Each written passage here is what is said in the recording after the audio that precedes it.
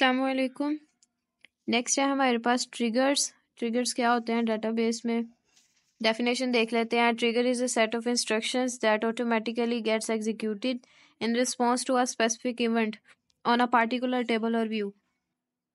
It is like having a magical assistant in your database that takes action when something specific happens. यानी कि triggers क्या है? ये ऐसे एक्शंस है जो खुद ब खुद परफॉर्म होते हैं जब हम कोई ऑपरेशन जो है ना परफॉर्म करते हैं अपनी डेटाबेसेस में। जब आप लोग अपने एक्सेल शीट के अंदर कोई ना कोई वैल्यू इंसर्ट करते हैं, ठीक है, और अगर वो वैल्यू उसके ऊपर गिवन डाटा टाइप जो कि हमने उस कॉलम पे लगाई होती है अगर उसके मुताबिक नहीं होती तो आपको एक अलार्म मिलता है कि ये वैल्यू गलत है। ठीक है, आपके सामने कुछ बॉक्सेस ओपन हो जाते हैं कि ये सही नहीं है, एरर बॉक्स आ जाते हैं, डायलॉग बॉक्स ओपन हो जाते हैं। इसी तरह फिर अगर सक्सेसफुली हो जाए कोई काम आपका, जिस तरह कि आप गूगल पर कोई एक्शन परफॉर्म करते हैं, कोई कैप्चा लेते हैं, तो वहाँ पर आपका आ जाता है सक्सेसफुल, उसका नोटिफिकेशन आपको आता है। फिर इसी तरह अगर आपने कोई गूगल वगैरह के ऊपर रिमेंबर मी याद इस तरह का कोई होता है, लॉगिन के टाइम पे उन्होंने ना आपको ऑप्शन दिया होता है, आप उसे टिक कर लेते हैं, तो आप जितनी दफ़ा भी जब दोबारा उसको क्लिक करते हैं ना, उन्हें पता होता है इसने लॉगिन करना है, वो खुद ब खुद लॉगिन हो जाता है उस टेबल के अंदर। तो जब वो लॉगिन हो जाता है तो उन्हें याद होता है वो क्या काम कर रहे होते हैं, इन सब के पीछे क्या काम कर रहे होते हैं, ट्रिगर्स काम कर रहे होते हैं, क्योंकि ट्रिगर्स जो से होते हैं ये खुद ब खुद चल जाते हैं, खुद ब खुद रन होते हैं आपके किसी स्पेसिफिक एक्शन के रिस्पॉन्स में। ठीक है, वाई ट्रिगर्स? ट्रिगर्स को क्यों यूज करते हैं? सबसे पहली बात इसमें कि ऑटोमेशन, और second thing is maintaining data integrity.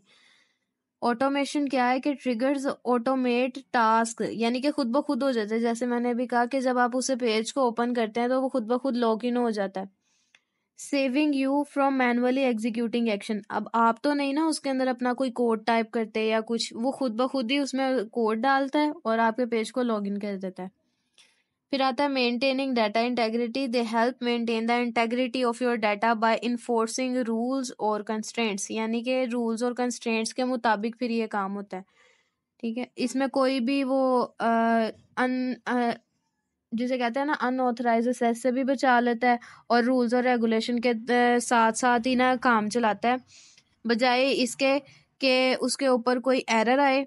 ये उसके ऊपर इस तरह के रूल्स लगाता है कि ना तो कोई आपका जो अनऑथराइज यूजर है वो आपके डाटा को असेस कर सके और आप भी उस तक सेफली ही पहुंचे। टाइप्स ऑफ ट्रिगर्स आती हैं, तो टाइप्स ऑफ ट्रिगर्स में क्या है, दो टाइप्स हैं, बिफोर ट्रिगर्स और आफ्टर ट्रिगर। बिफोर ट्रिगर की जो सी टाइप है ना वो क्या है कि they execute before the event, यानी इंसर्ट कर रहे हैं, अपडेट कर रहे हैं या डिलीट कर रहे हैं। जब आप इंसर्ट करते हैं, अगर कोई गलत चीज हो तो वो आपको एक डायलॉग देता है ना कि ये चीज आपने सही एंटर की है या नहीं। फिर इसी तरह अगर अपडेट करनी हो तब भी वो आपसे पूछता है कि are you sure you want to update this. इसी तरह जब आपने डिलीट करनी हो या अपडेट में कंफर्म का भी एक वो पूछ लेते हैं, और इसी तरह जब डिलीट में हो तब भी वो ये पूछते हैं कि are you sure if you want to delete this file. ठीक है, और सेकंड जो सी इसमें वो ये बात आती है, useful for validating and modifying data before it get return on the database. जाहिर सी बात है, अब मैंने एक पूरी वर्ड फाइल बनाई है, वर्ड फाइल बनाने के बाद जब मैंने उसे सेव करना है तो उसमें एक ऑप्शन आता है कि आप इसे सेव करना चाहते हैं। अगर आप उसमें जब मॉडिफिकेशन कहते हैं वो कहता है चेंजेस को आप सेव करना चाहते हैं या नहीं चेंज करना चाहते। तो ये सारा कुछ बैक एंड पर सेव होने से पहले होता है। ठीक है, जो आफ्टर ट्रिगर है वो क्या करता है, they execute after the event has occurred. जब इवेंट हो जाता है तो फिर अकर होते हैं, जैसे कि आपका जो एक्शन था वो सक्सेसफुली हो गया तो आपके ऊपर उस पे लिखा हुआ आ जाता है सक्सेसफुल। ठीक है, तो इसी तरह useful for action that should take place after the data is written on the database. अब एक दफा आपने वो डाटा लिख दिया, आपने वो फाइल बना लिया, उसमें मॉडिफिकेशन करनी है, मॉडिफिकेशन भी आपने कर ली है, तो जब आप उसको कंप्लीट कर लेंगे, जैसे कि अब मेरे साथ क्या होता है, जो मेरी फाइल है ना वर्ड फाइल, जब मैं उसमें से कोई पीडीएफ एक्सपोर्ट करती हूँ ना तो वो जब एक्सपोर्ट हो जाती है तो खुद ब खुद ब्राउजर में वो ओपन हो जाती है। तो ये सारा कुछ क्या है, ये ट्रिगर्स हैं, ये ट्रिगर्स करते हैं ये सारा काम। इसकी एग्जांपल ले लेते हैं। कैसे एक ट्रिगर क्रिएट करते हैं, क्रिएट ट्रिगर जिस तरह प्रोसीजर लिखते थे या इंडेक्स लिखते थे और आगे उनका नाम। उसके बाद क्योंकि बिफोर ट्रिगर हम बना रहे तो हम लिखेंगे बिफोर अपडेट, अपडेट करने से पहले, या बिफोर इंसर्ट या इंसर्ट करने से पहले, या बिफोर डिलीट डिलीट करने से पहले। ये तीनों कीवर्ड्स यहाँ पर आते हैं। ऑन पैकेजेस, पैकेजेस क्या है, यहाँ पर हमारे पास कॉलम है, पैकेजेस के कॉलम के ऊपर हम लोगों ने ये ट्रिगर लगाया और हम कह रहे हैं कि फॉर ईच रो, हर रो के लिए शुरू करना है आपने, करना क्या है हर रो में कि टोटल करना है वेट, यानी कि एक नई क्वांटिटी के साथ उस वेट को ऐड अप करना है।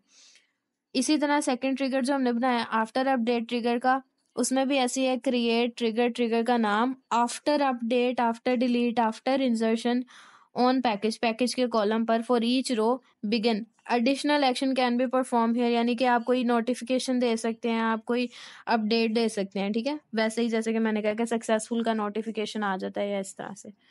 In this example, the before update weight trigger calculate the total weight before the update, यानी कि अपडेट करने से पहले पिछला जो सा होता है ना वेट उसको टोटल करता है और फिर हमें एक्चुअल वेट देता है।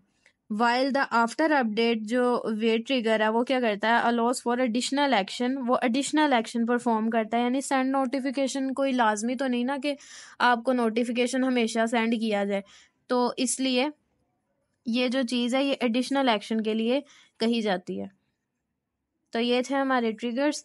आप इसका सिंटेक्स एक दफ़ा देख लें दोबारा से।